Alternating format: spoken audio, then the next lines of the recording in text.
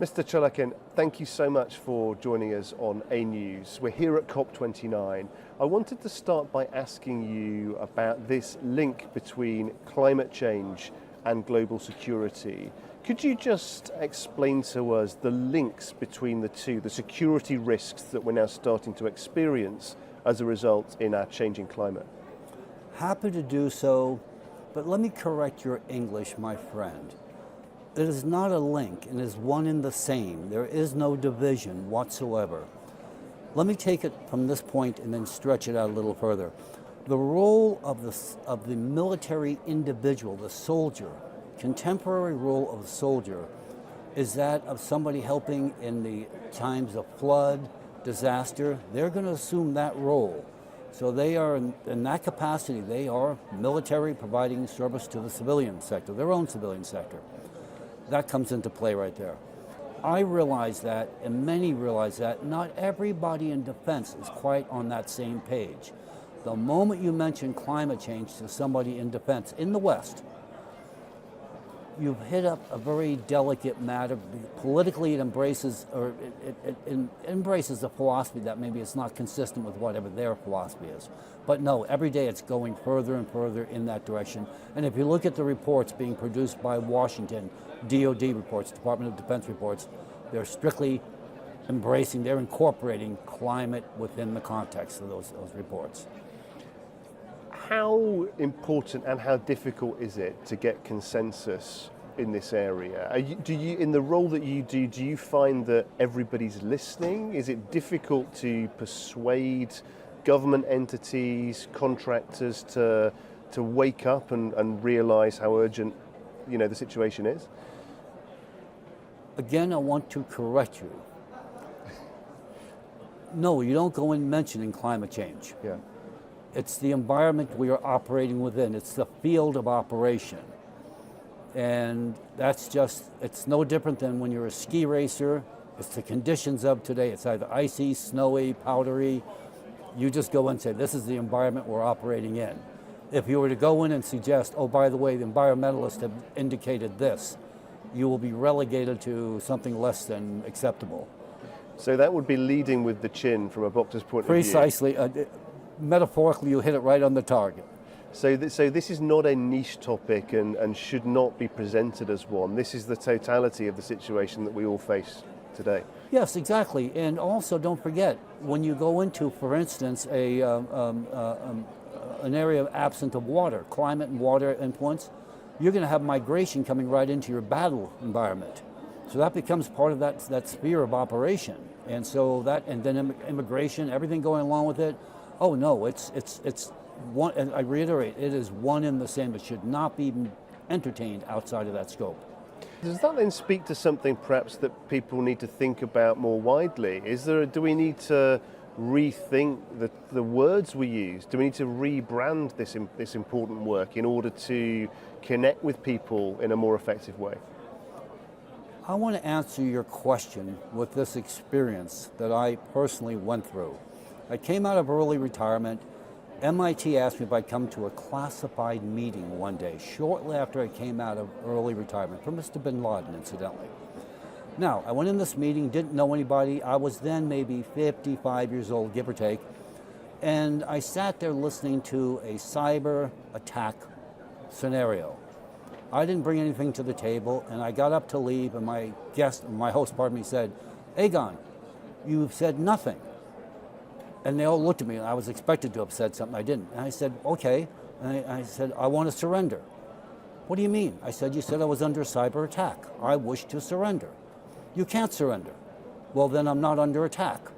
The vocabulary means everything. It is the argument. In the absence of a vocabulary, you're not going to have solutions. If you can't define the problem, good luck getting the answer.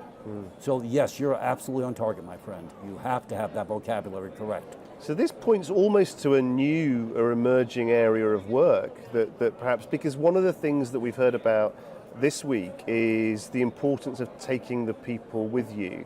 The UN Secretary General cited a piece of research that mentioned that 80% of the public want more action on climate change.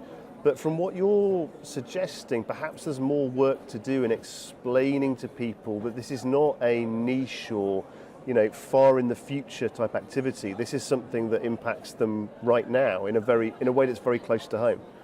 Absolutely, but beyond that, just the medical environment hits everybody. The impact that climate change will have on medicine will impact everybody's mood, personality, and so forth. So it goes, you're marinated in the topic, literally marinated.